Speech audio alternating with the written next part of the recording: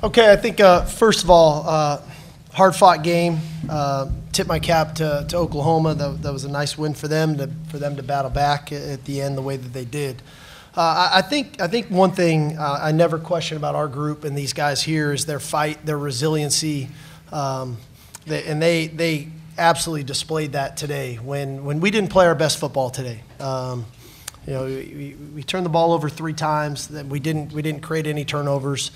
We had 9 penalties, which was very uncharacteristic for us. 1 of 3 in the red area.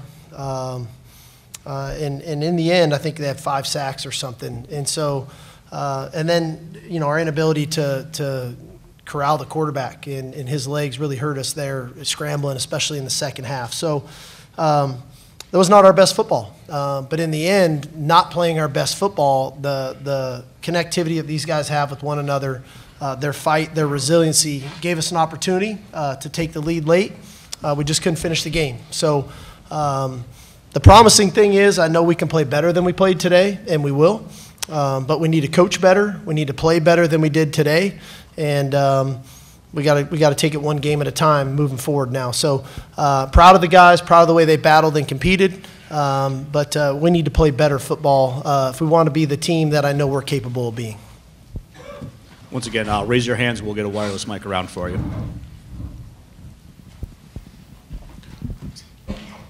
Jalen and Coach, y'all can both answer this. The toughest thing about Dylan Gabriel playing him today with his running ability, what was it? His running ability. I think for him, just extending the plays, being able to, if his reads weren't there, able to use his legs and then find somebody open. I think he did a good job of that, especially going down there, towards the end of the game. He was able to extend the play with his legs, and he just made good plays. Front row here. Steve, the issues in the red zone, obviously last week you didn't really want to get too much into that this week. Over here, Steve, on your other side. The issues in the red zone last week, obviously, you didn't want to touch it following the win. Just where do you stand on those things this week, and how do you address that going into the bye week? We got to game plan better, and we got to execute better. It's pretty simple. Front row here. Steve, before Burr kicked that field goal late, did you consider at all sending your offense back out, or was that just to, kind of draw them off? We were trying to draw them off sides. It was a 4th and 4. If we could draw them off and steal a first down right there, that was the attempt. But if you have an opportunity to take a lead in a tie game with a minute and 20 seconds to go, you got to take that opportunity. And we did. It was a heck of a kick, good execution.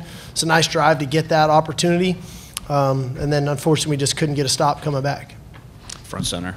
Steve, you had the fake punt early. You went for it on 4th down 3 times in the first half. Was that a product of being down early, or was that something that you were kind of thinking about going into the game that you would No, that was part of the plan. We thought we had a couple things there that we could execute. The fake punt, the guys executed really well. Some of the 4th downs that we went for, we felt good about the calls that we had. So it was not a byproduct of the way the game was going. We didn't play a great first quarter, especially on the offensive side of the ball. We thought we found a little more rhythm offensively after, from the second quarter moving on.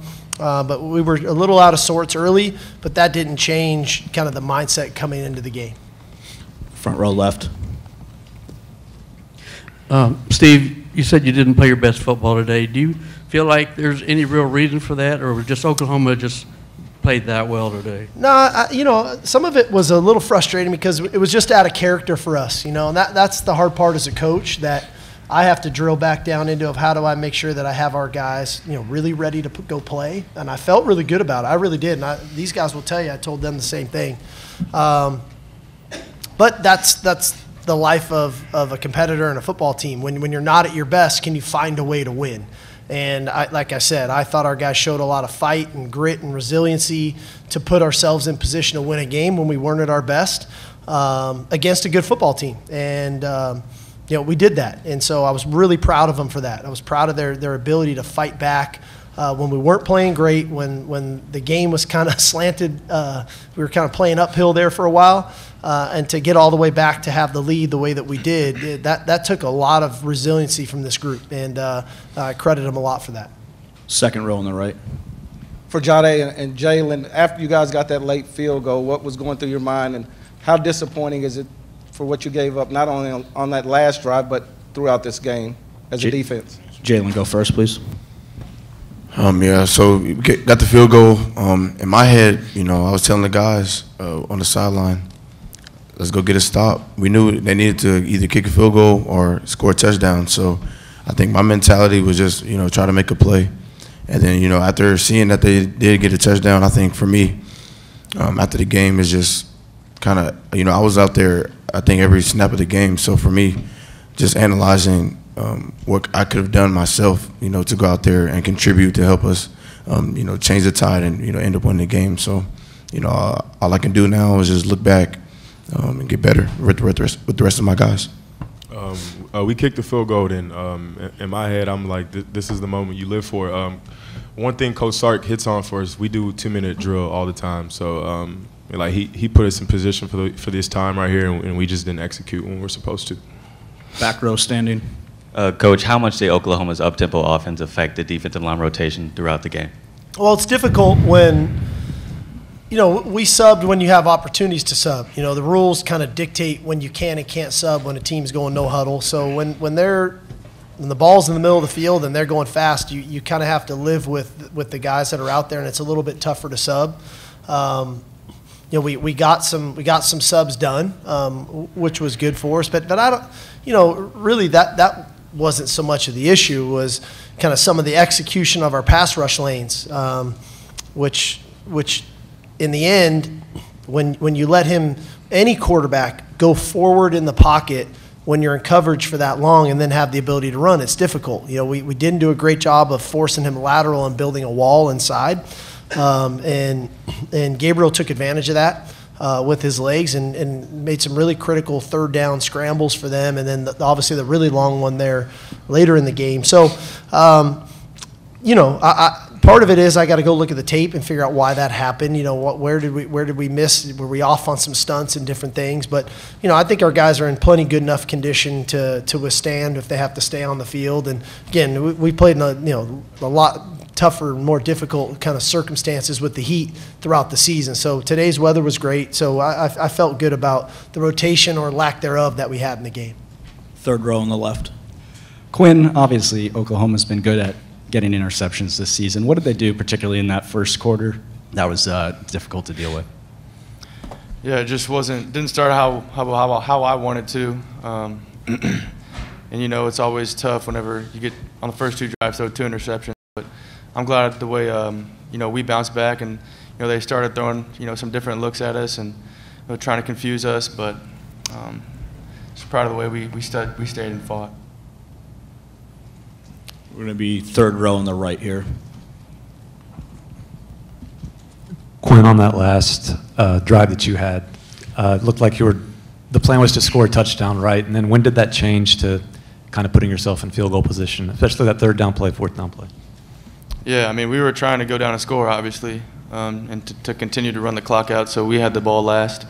And then ultimately it didn't work out like that. So, we got a lot of faith in our field goal unit, and they went out and, kept the game rolling. Front row center. Yeah, Steve, you dominated the fourth quarter. Their defense looked tired. Their offense didn't do much.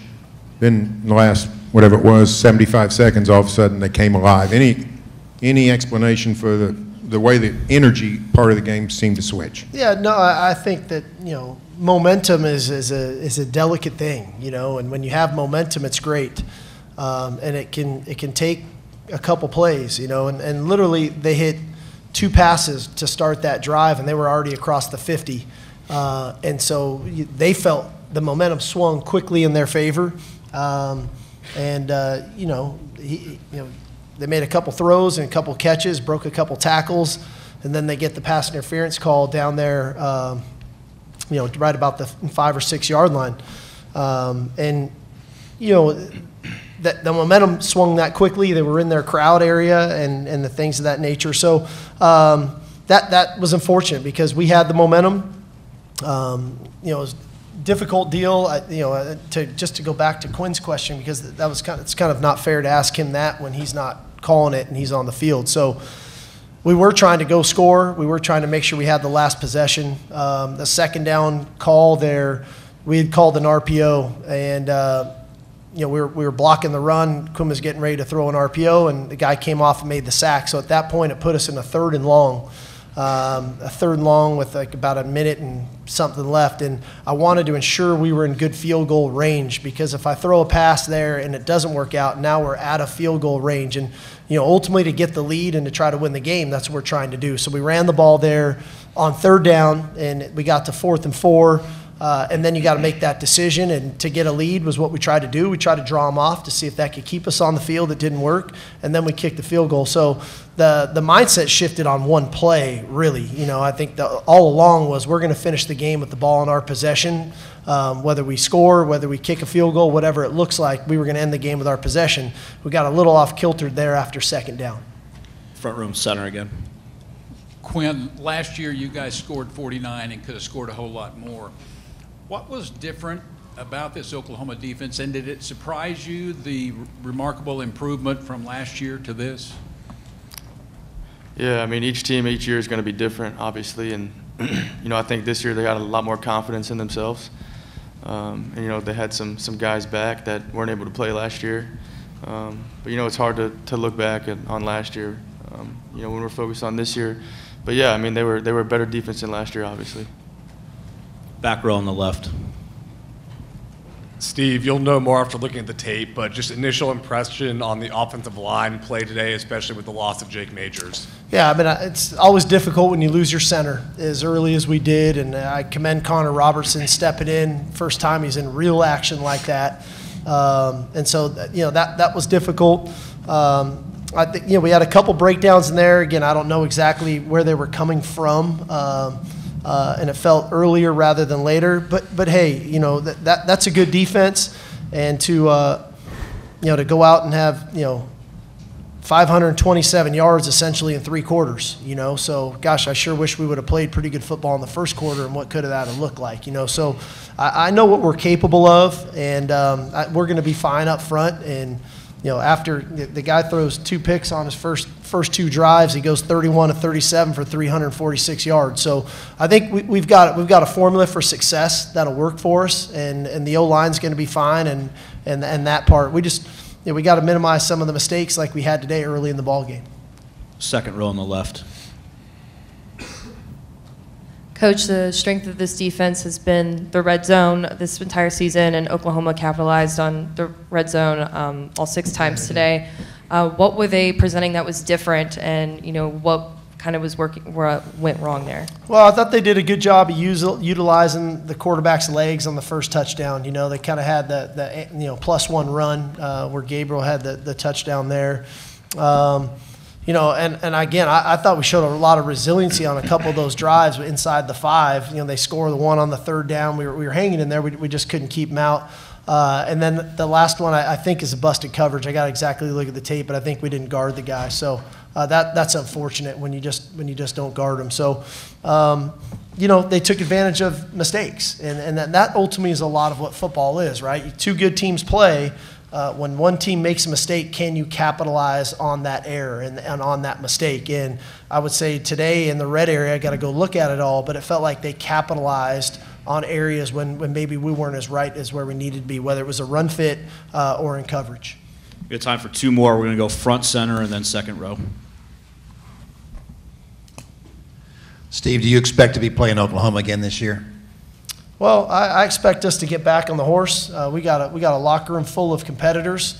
This is a tight-knit group. I'm super proud of them for what they bring every single day. I was proud of them today. And so we'll go one game at a time. I think this locker room is full of champions, and our goal is to go win a championship this year. So we got to go handle our business. Last question will be second row on the left. Coach, first and goal from the 1, you have Tavondre and Byron Murphy in there. What were you seeing from there, and what as far as maybe some of the breakdowns and not being able to score there? We take a lot of pride in our goal line package. It's been very effective for us over the years, and we wanted to do what we do, and execute the plan that we had, and we thought we had a good plan. I think the first down play looked like the linebacker kind of shot the gap. Why we didn't block him, it's hard to tell. The second down play, the play kind of got strung out a little bit.